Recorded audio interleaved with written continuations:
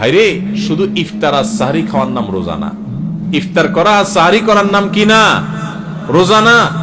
এটাতে রোজার স্ট্রাকচার দাঁড়ায়, কিন্তু রোজা ফাইনাল হয়, কমপ্লিট হয়, পূর্ণাঙ্গতা পায় যদি রোজা রেখে আপনি মুত্তাকি হইতে পারেন, যদি রোজা রেখে আপনি হারাম কাজ ছাড়তে পারেন, যদি রোজা রেখে আপনি খারাপ কাজ ছাড়তে পারেন।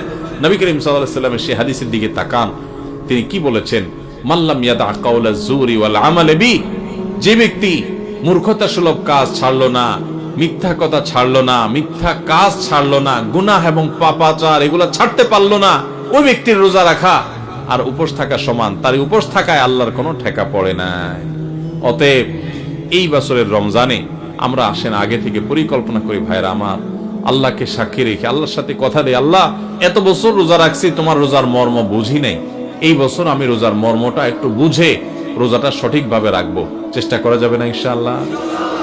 আল্লাহ আপনি আমাদের সবাইকে তৌফিক দান করেন। আল্লাহ আপনি আমাদের সবাইকে মুত্তাকি বানায় দেন, মুত্তাকিদের ইমাম বানায় দেন, আমাদের তাকওয়া অর্জন করার তৌফিক দান করেন। আল্লাহ হারাম ছাড়ার তৌফিক দান করেন, হারামকে না করার তৌফিক দান করেন।